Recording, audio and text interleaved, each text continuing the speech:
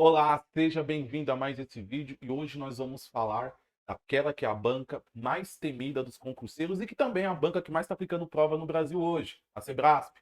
Comumente você deve escutar falar dessa banca de concurso público.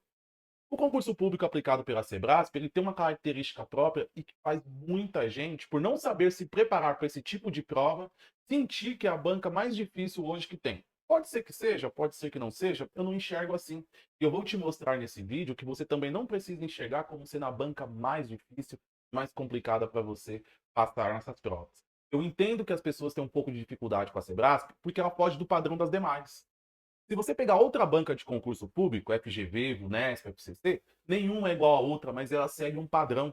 E qual que é esse padrão? Você tem um enunciado e você tem 5 alternativas, às vezes 4 alternativas, e você escolhe uma delas. E você pode acertar a questão, mas se você erra a questão, você só não ganha aquele ponto e nada te prejudica. A Sebrasp possui uma característica diferente de todas as outras e é isso que faz parecer que é uma banca difícil comparada com as demais. Por quê? Porque costuma ser um enunciado com duas alternativas, certo ou errado. Se você acerta, você ganha um ponto.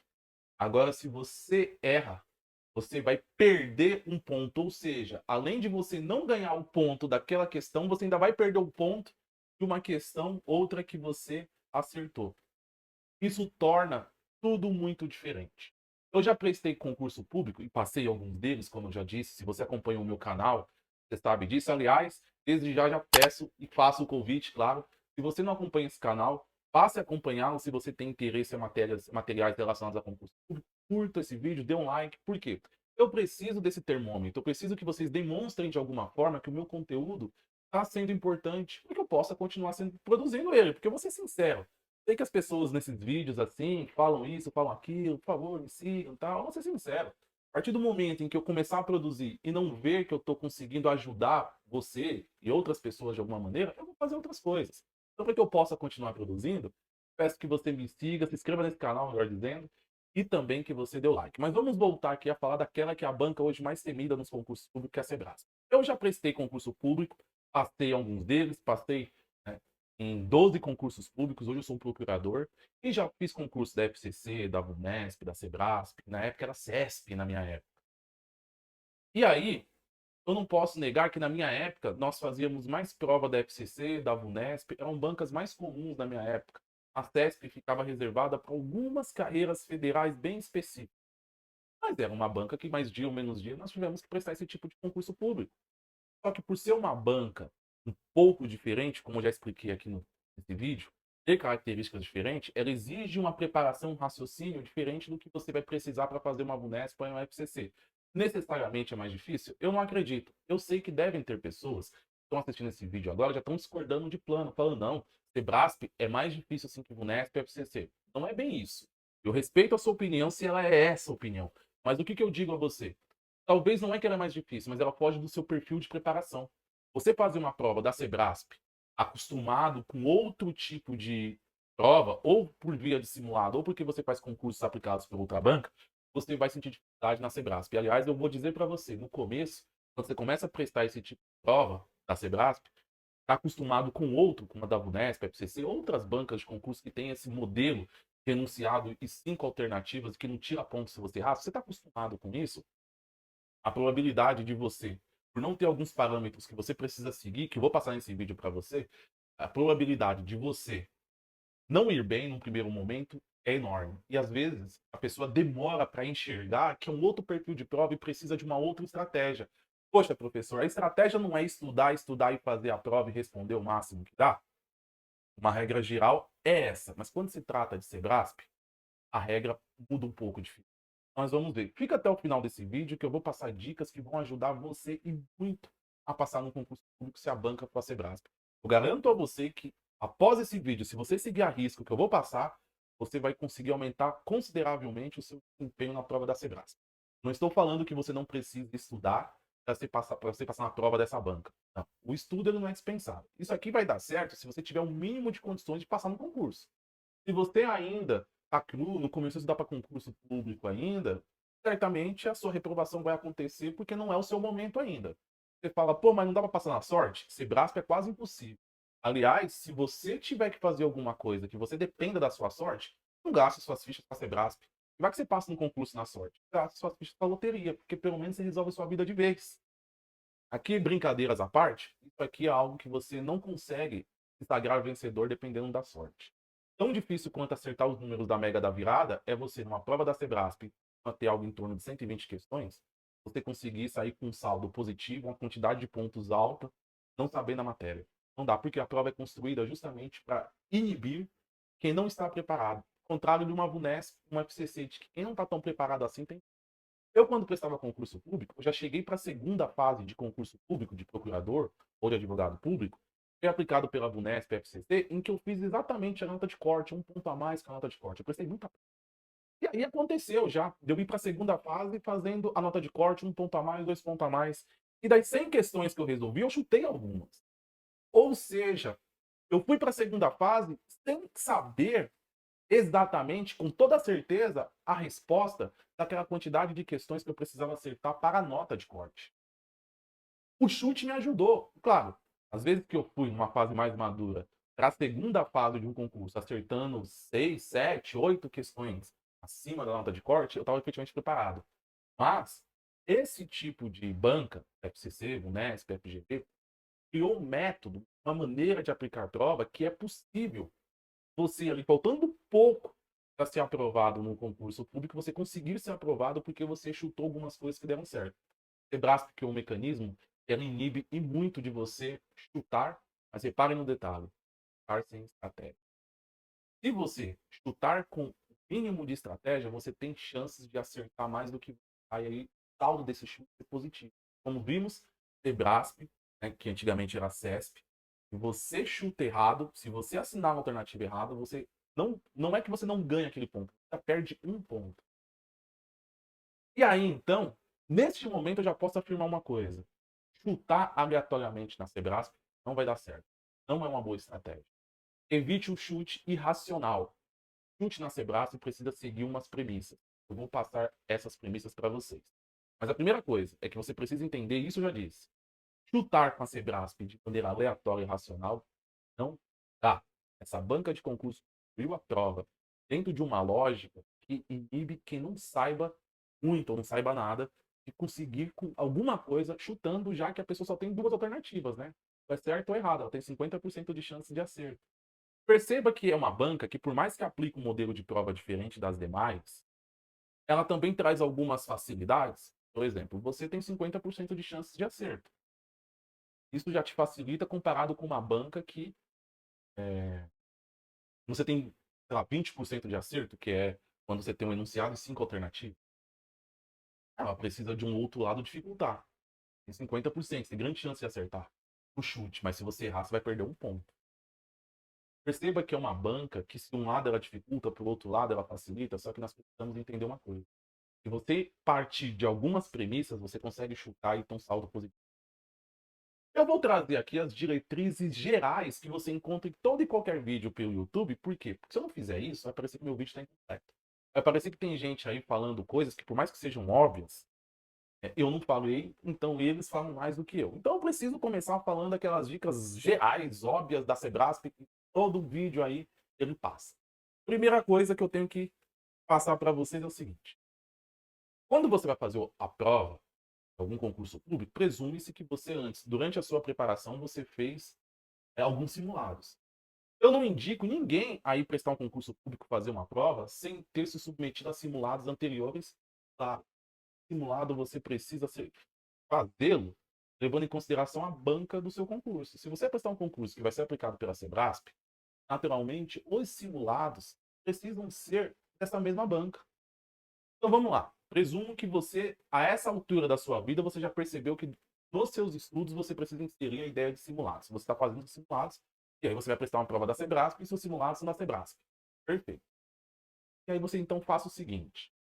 Você faça alguns simulados em que você chuta algumas questões que você não sabe, e alguns simulados em que você só responde aquilo que você tem convicção. Fazendo esses dois grupos de simulado, veja onde é que você faz mais pontos. Se é nos momentos em que você chuta ou nos momentos em que você só responde aquilo que você sabe. Se você costuma fazer mais pontos apenas naquilo que você sabe, quando você chuta, você então já tem a noção de que é algo positivo para você no primeiro momento. Você precisa lapidar isso aí. Essa é a primeira regra. Se você, por um acaso, nas provas em que você realiza o chute, a pontuação está saindo maior, melhor do que nas que você não está chutando, então você de alguma forma já está conseguindo lidar com esse tipo de prova. Mas vamos lapidar isso melhor ainda. Essa é uma regra geral. Segunda regra geral que você encontra em qualquer vídeo. A Sebrasp ela tem uma outra característica. Se você acerta, você ganha um ponto. Se você erra, você perde um ponto. Se você não responde, você não ganha. Daí que está dentro da tua estratégia, precisa estar algumas perguntas você não responder. Mas vamos supor que você respondeu uma pergunta da Sebrasp, certo ou errado, e depois você percebeu que você errou, caiu na pegadinha. Lendo de novo, você fala, ai, não, eu respondi certo, mas está errado por causa disso, disso, disso.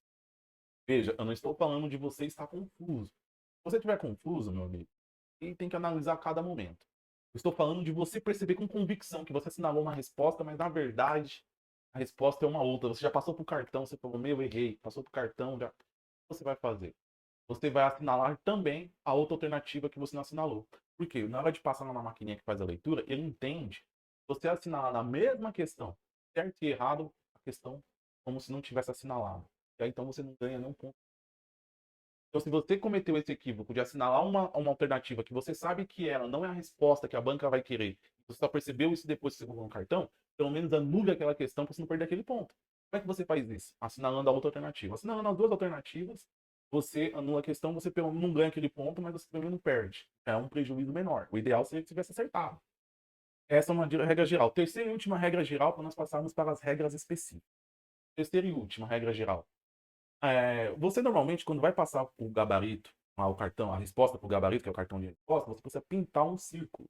Tá? Um círculo inteiro. Se por um acaso você colocar só um pontinho ali naquele, não pintar ele inteiro, o leitor do cartão de resposta entende que ali não foi assinalado nada, ele não reconhece um pontinho.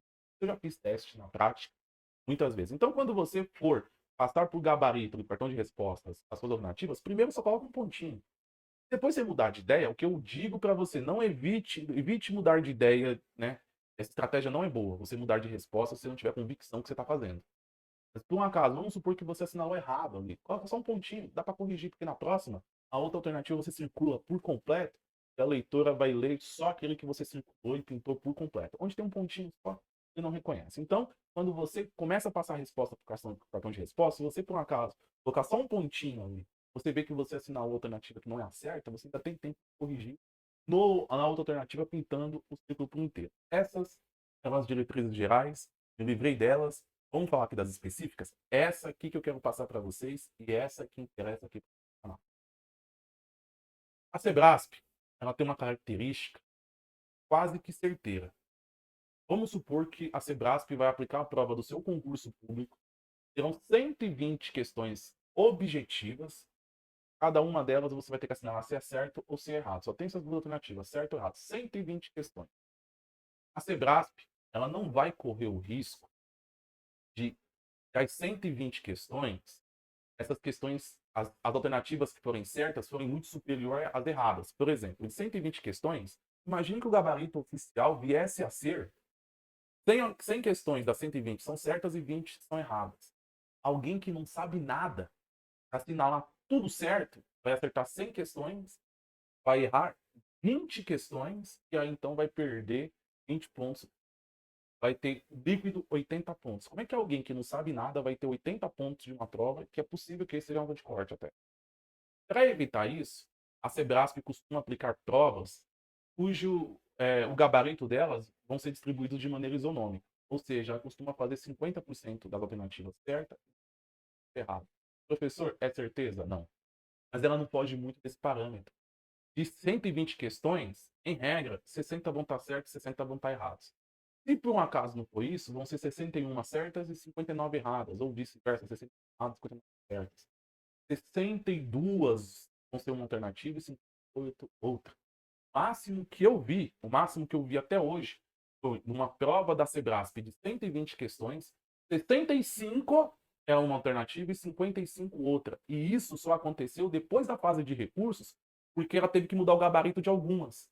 Porque no gabarito oficial dela, na verdade, eram 63 de uma e 57 da outra. Percebam que a Sebrasp, ela tenta deixar isonômico a quantidade de questões certas e a quantidade de questões erradas.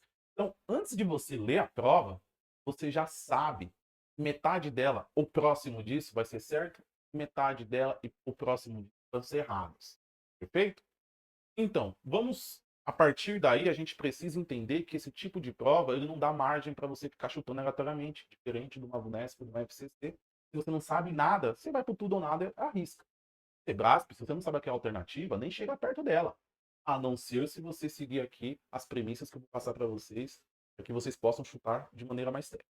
Mas vamos lá. Primeira coisa, quando você vai sentar para fazer uma prova da Sebrasp, é então responder apenas aquelas que você tem certeza da resposta. Você tenta e só responde a que você tem certeza. Imagine você o seguinte, que você de 120 questões, você tem certeza ali de 100.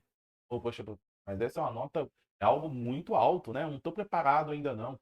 A minha última prova da Sebrasp, na verdade, quando eu sentei para responder, de 120, eu tinha certeza de 40. Se você está nesse nível, só ter certeza de 40 de 120, eu não estou aqui apequenando o seu esforço, mas talvez não seja o momento ainda da sua aprovação chegar, você precisa tarimbar um pouco mais. Você já está um tempo nos estudos, certamente você vai conseguir ter uma noção de probabilidade de acerto ali, de respostas com convicção, numa margem um pouco alta. Algo em torno ali, talvez, ali, eu chutei 100, mas poderia ser 90. Nada conta. Você está muito no começo ainda, aí fica difícil e talvez tudo que eu vou dizer aqui talvez não sirva, ou talvez de alguma maneira você consiga enxergar algumas peculiaridades que vai ser importante desde já você saber, por mais que você tenha que galgar vários passos até chegar à sua aprovação. Então vamos supor que você, de 120 questões, você tem convicção das 100. Vai ter uma outra questão que você vai ter caído na pegadinha, vai, mas no geral, quando você responde convicção, acerta maciçamente a maior parte dela. De 100 questões, vamos lá. Você, de 100 questões, você tem convicção das 100 questões. 80 são certas e 20 são erradas. Você já está errando a tua prova. Já está errando. Porque você tem, numa única alternativa, já muito mais que 60. Ou seja, 60 questões, 50% da prova. Você tem muito mais alternativas certas e muito mais de 50% da prova. Esse não é o espelho da CESP. Então você já tem que botar o pé no freio. Se de 100 questões que você respondeu com convicção, 80 ou 70 estão certas e o resto está errado. Sendo que ainda faltam 20 que você não sabe dar resposta. Ou seja, a chance de você, num primeiro momento, estar todo errado, e isso você tem que prestar atenção. Então você superou isso também. Vamos partir para uma outra premissa. Você respondeu 100 questões com convicção. Falou, é isso. As 100 questões aqui são essas. Dessas 100 questões, você está ali 55 certas e 45 erradas. Perfeito. Você está ali mais ou menos no meio a meio. A chance desse seu gabarito estar mais ou menos redondo é muito certa. Só que você falou 20, você vai chutar as 20 ou deixá-las em branco, já que você não sabe. Eu não estou aqui falando para você responder as que você tem convicção e aquelas que você acha que está certo, mas não tem certeza. Não. Para você responder de imediato só as que você tem certeza e deixar em branco. As que você não sabe ou as que você não tem certeza da resposta, mas você descobre tal coisa. Tendo certeza, 100 questões, 55 certas, 45 erradas. Sobram 20 questões para você. Você sabe que a proporção do CESP é mais ou menos 50% da prova certo e 50% errado. Você respondeu com convicção 100 questões, a maioria delas você vai acertar, talvez uma minoria ali você erre, mas a maioria você vai acertar e você já conseguiu, então, a partir disso, perceber que a maioria das alternativas que o CESP vai considerar certa você assinalou. Aquelas 20 que sobram, a maioria delas são erradas. Se a maioria delas são erradas, ou seja, sobra 20, você sabe que a maioria são erradas. Vamos supor que daquelas 20 ali, 12 são erradas e 8 são certas. E por que você sabe que a maioria é errada? Porque naquelas que você respondeu com certeza, a maioria é certa e a minoria é errada. Ou seja, as alternativas certas já chegaram muito perto de 50% da prova. As que sobram nas 20 questões que você não respondeu, são algumas certas só. A maioria que está lá é tudo errado.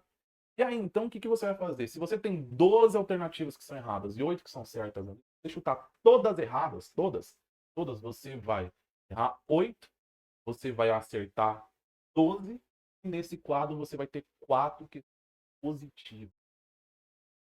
Entendeu? E aí, então, mesmo você chutando, você consegue ainda recuperar 4 pontos daquelas que você não sabe. Percebam que você, neste caso, está lidando com algo que é muito positivo, que é a probabilidade. Dentro do espelho do CESP, a gente tem algumas probabilidades que são certas.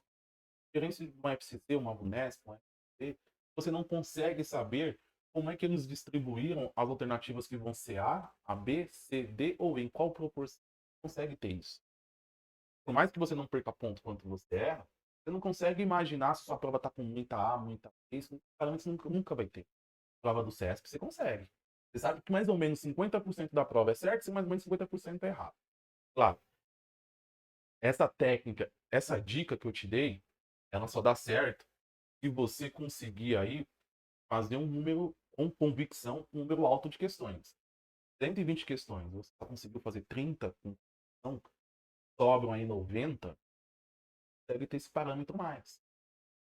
Então, quanto assim, mais próximo você chegar de conseguir responder com convicção a maior parte da prova, mais chances você tem desse método dar certo. Já que você sabe que mais ou menos 50% da prova, certo? 50% da prova é errado, você respondeu com convicção boa parte da prova, você sabe que tiveram mais alternativas certas do que erradas, então as que faltam, a maioria delas estão erradas. Se você colocar tudo errado, você vai ganhar e perder ponto, mas o saldo ainda vai ficar positivo. Perfeito? Essa era a dica geral que eu queria passar para vocês. Esse método de chute só funciona se você levar em consideração algumas premissas. Quais são as premissas? Primeiro, TESP, mais ou menos 50% da prova é certa, mais ou menos da prova. Essa ideia de chute, ela só dá certo se você fizer uma quantidade razoável de questões com convicção. Poucas questões, não caia nessa. Se você respondeu com convicção poucas questões, não adianta que isso aqui pode dar certo se você chutar a maioria certo ou a maioria errado. Mas vai te dar 4, 5 pontos a mais. Se você já acertou com convicção um pouquinho, 4 pontos a mais, não vai deixar você na aula de corte. Então compensa mais, se você respondeu com convicção 15, 20% da prova, compensa mais você tentar fazer o resto da prova do jeito que dá, porque vai que se índice notalmente. Porque também, se você responder 30% da prova e deixar o resto em branco, você não tem certeza, você não vai fazer nota de corte do mesmo jeito. Então você precisa, e essas dicas são para aquele que já está no nível que consegue responder com convicção uma boa parte da prova. Espero ter ajudado você mais uma vez aqui. Convido, se inscreva nesse canal, dê um like nesse vídeo se ele ajudou de alguma forma. Se você tem uma outra dica da prova da TEP barra Sebrasp para me passar, escreva nos comentários aqui. Se você viveu alguma experiência que você acha que vai ajudar outras pessoas, escreva no comentário. Também convido você para me seguir lá no meu Instagram. Eu sempre coloco aqui a imagem do meu arroba. Sigam também no Instagram, porque lá também eu publico alguns conteúdos relacionados a concurso público. E aí, então, eu vejo você no próximo vídeo.